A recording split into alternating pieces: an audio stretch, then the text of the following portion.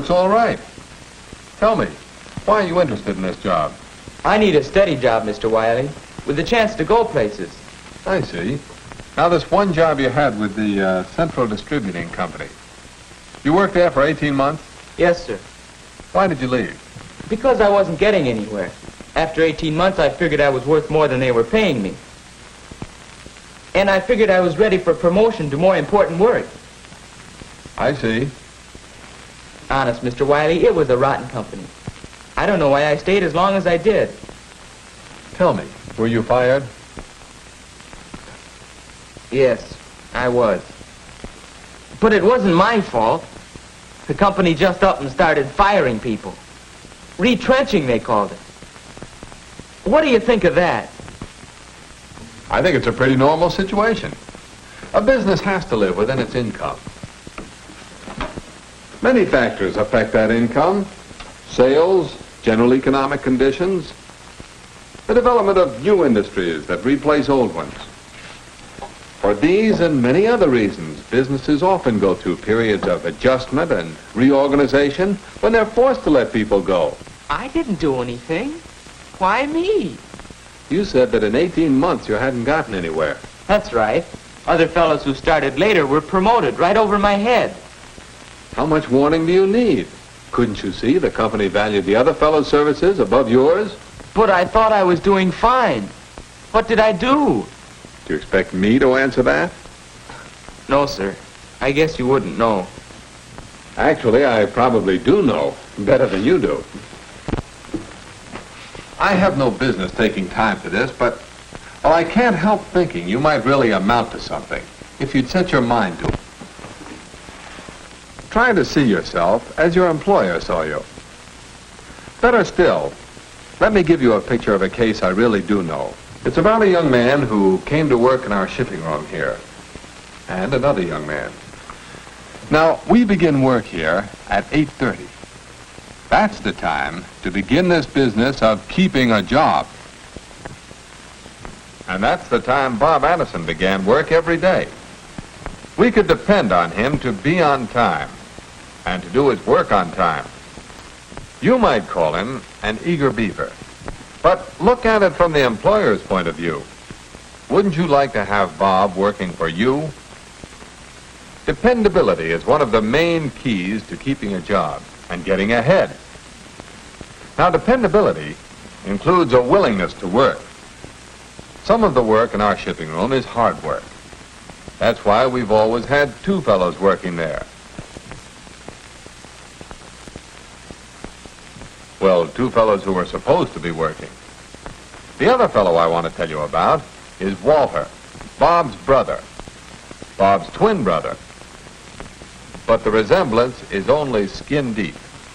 Look at Walter from the employer's point of view, and you see how not to keep a job. Look at him from Bob's point of view, and you see how not to get along with your fellow workers. On the other hand, Bob would be popular wherever he worked. You know, he would do his share of the work and help others who needed help. Cooperation is another way to keep a job.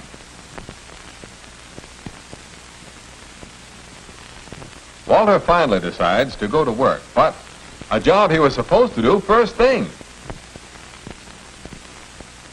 Actually, he was supposed to run them off the evening before, but he put it off. This is how not to be dependable, how not to cooperate with the company and with your fellow workers in your own and other departments. Poor Walter. Who should come into the shipping room but me? The boss always seems to find out. Walter's manner gave him away. Now, it isn't hard to learn to make good, clean copies on a duplicating machine. And this wasn't the first time I'd had to criticize Walter for making poor copies. And it wasn't the first time he tried to alibi his way out of a situation. The fact was, Walter just couldn't take criticism. Yet how can a man expect to improve on a job if he won't listen to the very people who can help him? Just before closing time, you'll find Bob getting the shipping room ready for the night. And you'll find Walter getting himself ready, so he won't be a second late punching the clock. An employer sees this as a sure sign that a man isn't really interested in his work. I ask you, if you were the employer and had to cut down your staff, which fellow would you keep? That's not hard to answer. But why didn't you go ahead and fire this, Walter? Now, don't be too hasty. I'm only telling you about Walter's bad points. He did enough work to hang on to his job. As long as times are good, there'll be jobs for fellows who just barely do enough to get by. But to keep a job when the going gets rough, you need to insure your job. Make yourself so valuable your employer can't let you go. We've talked about dependability and cooperation. Now, another prime quality is initiative. And for once, I have something good to say for Walter. It's not hard to understand why he was unhappy whenever shipments were left just inside the door. The packages had to be hauled all the way across the room for wrapping, then hauled back again when they went out. If you don't like the way things are done, you can spend a lot of time complaining about it. That was Walter's usual way. But this time, he got an idea, and he knew what to do with it. In every company, there's plenty of room for improvement, and the management usually welcomes suggestions from employees. Walter's idea was a practical one, so we adopted it. The company benefits through time saved and less handling of packages. The fellows in the shipping room benefit through having one of their harder jobs made easier. And Walter improved his standing with his employer by his display of initiative. But one good mark isn't enough. One day, not long after, Walter was taking advantage of a lull in the work, and Bob was bringing the shipping records up to date when... What you got there? Shipment for you. Wise guy. Well, finally. The stuff they've been running in here asking about every hour for the last 3 days. Sign here. That's the way it is in this company. They wait till they've run out of something, and everybody runs around like crazy. No system, and nobody in charge with enough brains to start one.